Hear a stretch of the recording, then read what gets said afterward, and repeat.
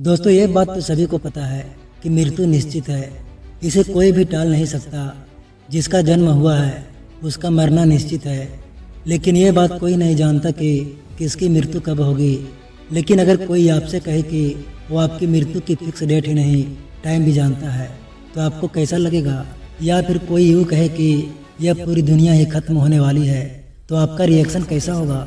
दोस्तों अब आप सोच रहे होंगे कि आखिर हम ऐसी बातें क्यों कर रहे हैं, आखिर इतना सटीक प्रेडिक्शन कोई कैसे कर सकता है। तो बता दें कि हम कुछ भी अपने मन से नहीं कह रहे हैं, बल्कि हम बात कर रहे हैं उस अफवाह की जो 2012 में भारत ही नहीं बल्कि पूरी दुनिया में फैली हुई थी, जब हजारों लोगों का मानना था कि 2012 इस दुनिया का अंत है, इसके बाद इस धरती का विनाश हो जाएगा। मगर क्या आपने कभी सोचा है कि आखिर यह अफवाह फैली तो फैली कैसे? आखिर इसके पीछे का कारण क्या था? और साथ ही सवाल यह भी उठता है कि अगर दुनिया का अंत होना ही था तो यह टल कैसे गया? आज आप और हम यहाँ जिंदा कैसे बैठे हैं? अफवाह एक ऐसा शब्द है जो हमारी प्रतिदिन की ज़िंदगी को काफ़ी प्रभावित करता है। हालांकि वैसे तो ऐसी अफवाहें उड़ती रहती है कि दुनिया खत्म होने वाली है या दुनिया खत्म होगी, मगर इस तरह की घटनाओं पर ज़्यादा ध्यान नहीं दिया जाता है। लेकिन फिर आई एक ऐसी अफवाह जिसने पूरी दुनिया को हिला कर रख दिया। वास्तव में यह कहानी है 2012 की, और आज हम एक ऐसी अफवाह के बारे में बताने वाले हैं जिसने पूरी दुनिया को सदमे में लाकर रख दिया था। क्योंकि यह एक ऐसा दिन आने वाला था जिसके बारे में हर कोई यह चाहता था कि वह दिन कभी ना आए और समय यहीं ठहर जाए, क्योंकि इस दिन दुनिया खत्म होने वाली थी। लेकिन सोचने वाली बात है कि ये तो एक अफवाह थी, तो आखिर इस बात को इतनी महत्वपूर्ण कैसे दी गई? कैसे लोगों ने मान लिया कि इस दिन दुनिया तबाह हो जाएगी? दोस्तों ये सारी बातें हम बताएंगे, लेकिन इसके लिए आपको कहानी में थोड़ा सा पीछे जाना होगा। साथ ही उस समय एक ऐसी मूवी भी आ गई जिसने पूरी दुनिया को हिला कर रख दिया था, और शायद आपने उस मूवी को देखा होगा। कमेंट करके बताइएगा कि उस मूवी का नाम क्या था जिसने आपके रोंगटे खड़े कर दिए थे। वैसे हम जानते हैं कि अब तक आपने शायद थोड़ा बहुत अंदाज़ा लगा लिया होगा कि हम बात किस बारे में कर रहे हैं। जी हाँ, आपने बिल्कुल सही पहचाना। हम बात कर रहे हैं 21 दिसंबर 2012 की, जब पूरी दुनिया का एंड होने वाला था। लेकिन अब आप सोच रहे होंगे कि अब तो 2024 चल रहा है और हम उस डेट को पार कर चुके हैं, पर ऐसा कुछ तो हुआ ही नहीं। तो आखिर ऐसा क्यों नहीं हुआ, और लोग इस बात से इतने डरे हुए क्यों थे कि 21 दिसंबर 2012 को कुछ घटना होने वाला है? दरअसल इसके पीछे एक बड़ी कहानी है जिसके लिए हमें जाना होगा एक महान सभ्यता के टाइम पीरियड में। वास्तव में इस कहानी की शुरुआत होती है 1960 से, जब आर्कियोलॉजिस्ट ने माया सिविलाइजेशन का पता लगाया था। यह वो दौर था जब जगह जगह पर खुदाई चल रही थी, और खुदाई के दौरान कुछ ऐसी चीज़ें मिलती थी जिन्हें देखकर हमारी आंखें फटी की फटी रह जाती थी, जिसका अंदाज़ा आप इस बात से लगा सकते हो कि इस दौर में बहुत सारी ऐसी पुरानी सभ्यता का पता चला जो टेक्नोलॉजी के मामले में आज की दुनिया से भी आगे थी, जिसका जीता जागता उदाहरण भारतीय उपमहाद्वीप में मौजूद सिंधु घाटी सभ्यता थी। यह वही टाइम था जब हमें पता चला कि हम इस जगह पर रहने वाले पहले लोग नहीं हैं, बल्कि इससे पहले यहाँ पूरी सभ्यता रह चुकी है। ऐसा ही कुछ मेक्सिको के टोर्टुगेरू शहर में हुआ, जहाँ खुदाई के दौरान पता चला कि यहाँ एक सभ्यता रहती थी जिसे बाद में माया सिविलाइजेशन का नाम दिया गया। इस सभ्यता के लोग एक अलग ही भगवान की पूजा करते थे जिसे वे बोलन यते कहते थे। इसे भगवान को गॉड ऑफ हेल भी कहा जाता था। जब आर्कियोलॉजिस्ट यहाँ खुदाई की चीज़ों पर रिसर्च कर रहे थे तो उन्हें एक पत्थर का तख्ता मिली जिस पर कुछ ऐसा लिखा हुआ था जिसे पढ़कर उनके होश उड़ गए। उसमें बताया गया था कि 13 भक्तन के पूरा होने पर माया सिविलाइजेशन के देवता धरती पर आएंगे, जिसे विनाश के रूप में देखा जा रहा था।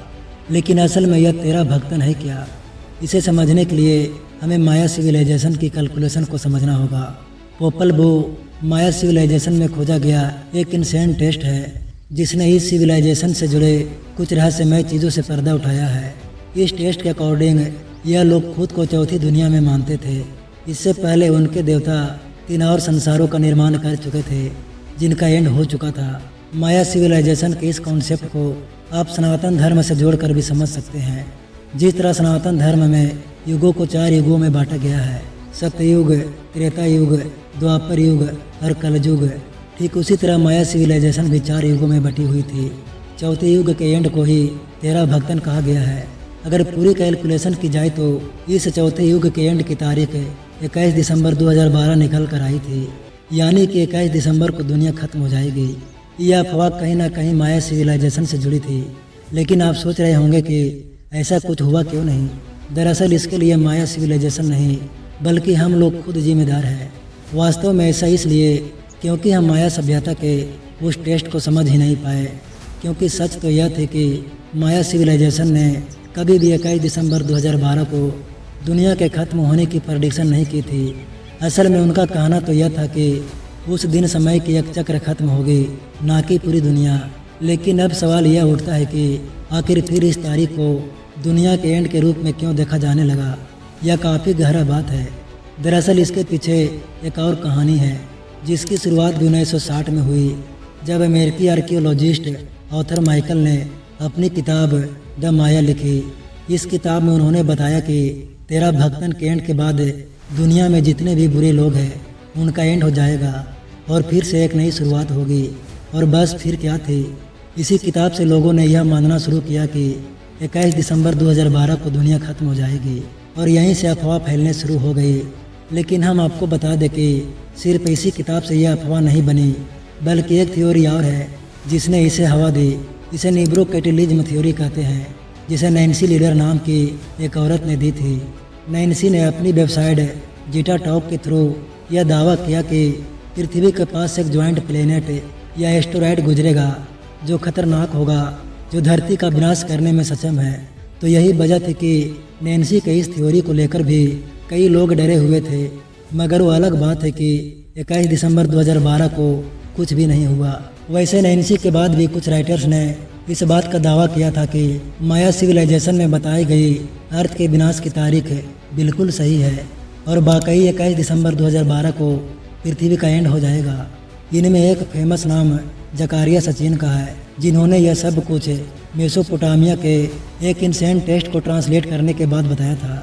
लेकिन बाद में पता चला कि इसमें ज़रा भी सच्चाई नहीं है, क्योंकि उन्होंने इस टेक्स्ट को सही ढंग से ट्रांसलेट नहीं किया था।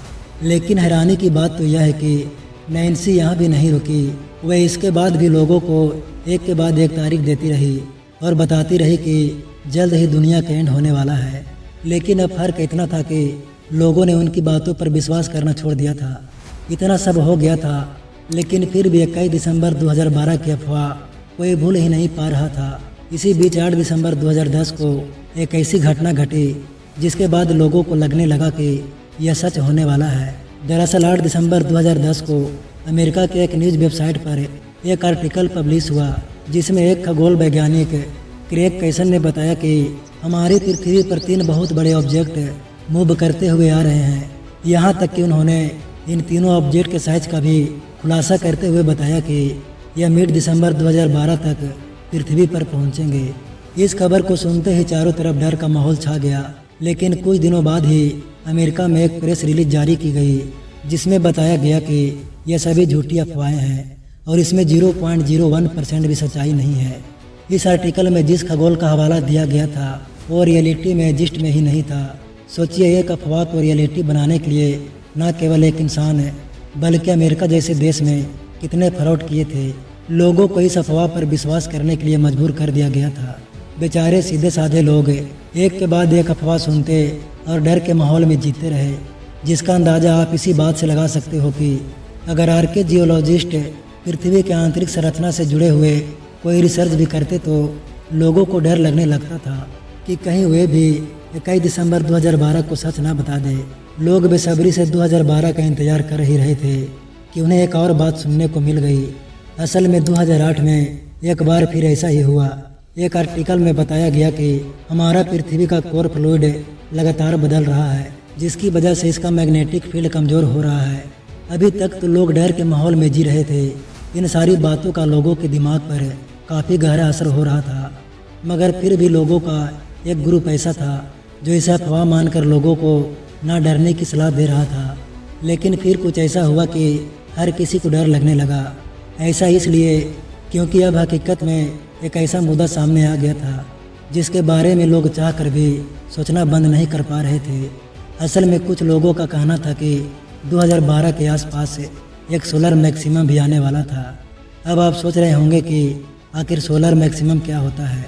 सोलर मैक्सिमम उस समय को कहते हैं जब सूर्य की गतिविधियां अपने चोटी पर होती है। उस समय वैज्ञानिक समुदाय में विश्व विनाश को लेकर चर्चा चल रही थी, जिसका फायदा कुछ लोगों ने उठाया और एक बार फिर अफवाह फैला दी कि 2012 में एक मेगा सोलर फ्लेयर आएगा जो दुनिया के एंड का कारण बनेगा। उन लोगों ने दावा किया कि यह solar flare 100 billion atomic bomb के बराबर एनर्जी रिलीज करेगा, जिससे पृथ्वी की डायरेक्शन ही बदल जाएगी। इन अफवाहों ने इतनी ताकत पकड़ ली थी कि हमारे वैज्ञानिक को भी इस पर रिसर्च करने के लिए मजबूर होना पड़ा। उन्होंने रिसर्च की और लोगों को बताया कि जैसा आप सुन रहे हैं वैसा कुछ भी नहीं है। दरअसल पृथ्वी के मैग्नेटिक पोल्स को बदलने में एक दिन काफ़ी नहीं है, ऐसा होने में 10,000 साल तक लग सकते हैं। अगर बात करें मेगा सोलर फ्लेयर की, तो यह इतना खतरनाक नहीं था कि पूरी दुनिया को एक साथ तबाह कर सके। इस तरह इन सभी थ्योरी को यहीं पर बंद कर दिया गया। लेकिन इस समय तक लोगों को लगने लगा था कि वाकई 21 दिसंबर 2012 पृथ्वी का आखिरी दिन होगा। इसलिए एक के बाद एक थ्योरी इस दिन से जुड़ी आ रही थी। सोलर मैक्सिमम वाली थ्योरी अभी खत्म ही हुई थी कि अगली थ्योरी आ गई, जो हमारी पृथ्वी से लगभग 400 लाइट ईयर्स की दूरी पर located red super joint star Beetlejuice से कनेक्टेड थी। इस थ्योरी की शुरुआत ऑस्ट्रेलिया से हुई।